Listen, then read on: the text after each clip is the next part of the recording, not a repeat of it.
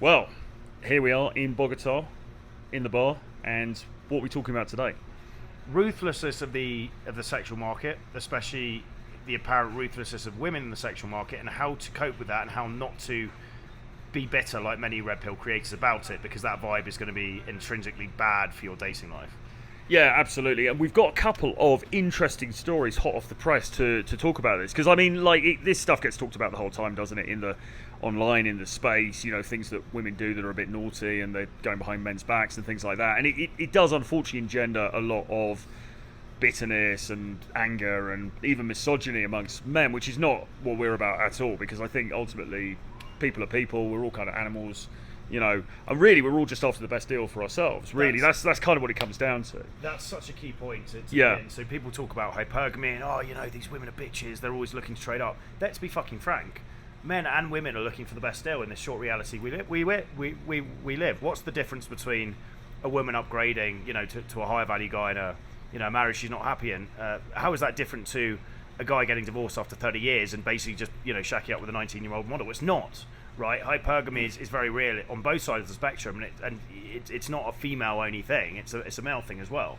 Yeah, well, it's just a human thing, isn't it? We all want to get the best deal for ourselves that we can. I mean, you, male viewer watching this, if you had an opportunity where you're in the club and there's two girls and they're both interested in you, and one's incredibly hot and the other is less so, it's a bit of a no-brainer which one you're going to go for, isn't it, really? Let's be honest with ourselves. Yeah, I think for me, reminding myself of the evolutionary psychology side of it, that we're all just animals, we're all looking for the best deal. It's very amoral, the sexual market. That's the best frame of mind to come from. And also bearing in mind that women do have a tough deal. Let's be honest, as men, we've got an extremely long, slow build-up to our peak value and an extremely long runway down. Women have to get it all done between really the age of 18 to 30. They've got to go in, they've got to have all their fun, blah, blah, blah, and then basically cash their chips out, hopefully with a high-value dude, the best they can get, and have a family. That's an incredibly raw deal. So if at any stage in the dating process a girl flakes on me, a girl rejects me, whether it's not texting back after the approach, or whether it's flaking on a date, or whether it's I sleep with her, she never messages me again, or whether, even we're dating and she goes with another dude and bins me off, I never take it personally. That's taken a long time and a lot of ego work to do, but it's never personal. So, with all of that said, all those caveats out of the way, let's get into the red meat. So, what terrible things have women done that you're aware of in the last week? In chronological order, maybe let's start with your experience. Okay, and I think we may have had the mic the wrong way around. Which way around? Yeah, it's in there. That's the... Yeah. Well, anyway, so what's happened this week? Well, basically, I was on a dating app. And I was having... What dating app was that? I can't tell you. I can't. It's a trade secret. I was on a dating app. But if you'd like to find out, get in touch. Try it real. Try.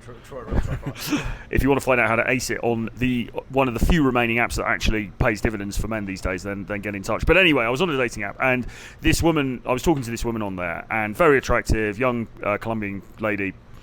And we were sort of coming towards, arranging to meet up, whatever, a bit of flirtatious banter. We'd exchanged numbers.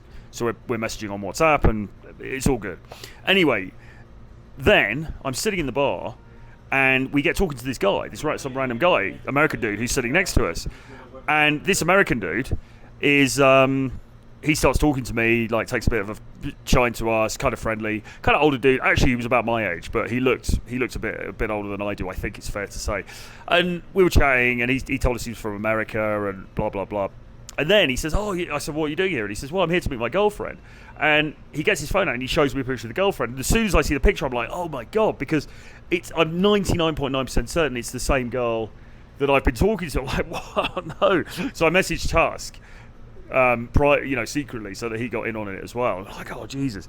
And anyway, so then later on, I went back and checked on the dating app and looked through the pictures. And indeed, we saw exactly the same pictures that he'd been showing us of this girl. So the randomness of that happening. I mean, the odds of that happening are just incredibly mad coincidence. But also, then he took her away for a weekend. So he took her away for an all expenses paid weekend to a nice villa. I think they had a private chef. They had masseuses, all this kind of stuff. And on that weekend, she's still messaging me.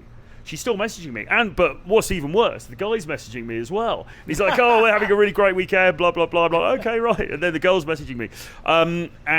It's just, it was quite an eye-opener, really. I mean, the whole thing was a very red-pilling moment, if you want to use that terminology. But, of course, we all know this stuff happens. I mean, you only have to watch Rich Cooper's channel to see to see examples of this all the time.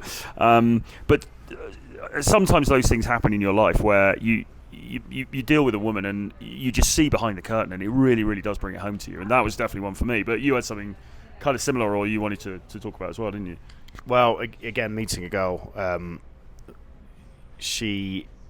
we were in a bar, we chatted to her for 2 minutes in Teatro on this big club we go to, very cool place. A little bit of texting back and forwards.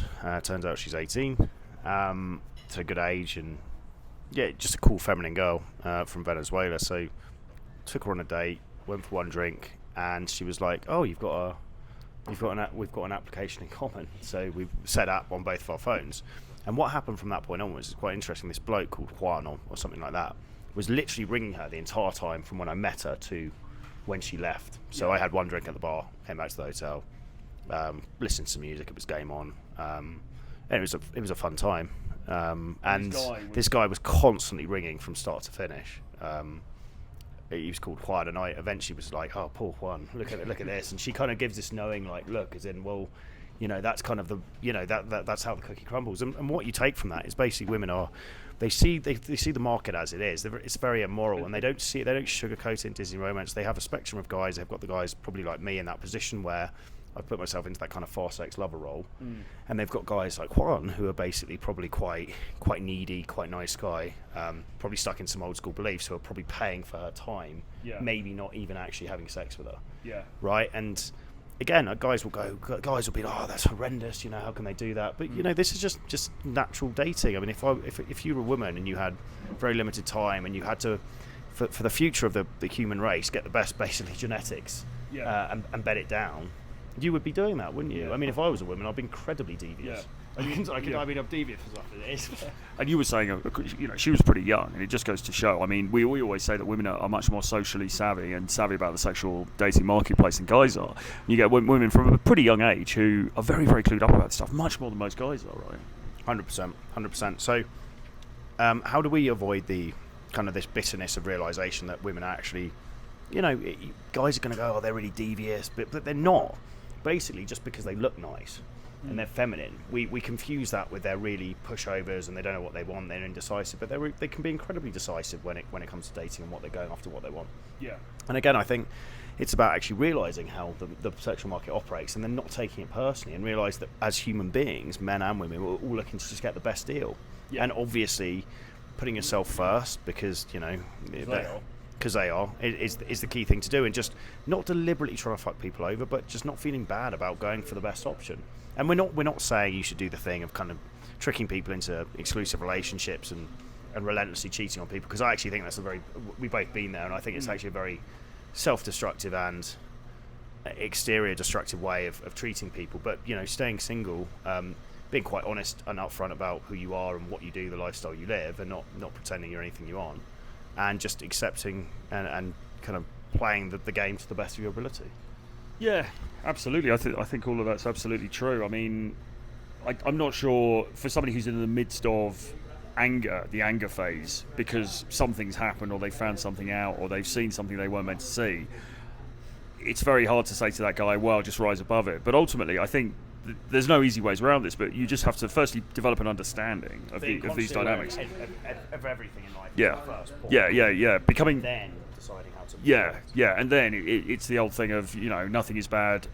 The external events happen, you choose how to react to them. It's that simple, really. And of course, abundance kicks in as well, because the more abundance you have, the less these individual instances matter to you. So really, it's a question of just understanding, realizing how things actually work, how things play out in reality, not how we'd like them to be, and then trying to then figure out how to work the system to the best of your advantage, and then being all right with whatever happens. Come what may. It's all a game. It's all a gamble. We're all going to pop off sooner or later. So none of it really means anything in a kind of pro-nihilistic way. Not getting depressed about it, but actually enjoying every fucking second you have. Exactly. Indeed. Join us in El próximo película, the next video. Indeed.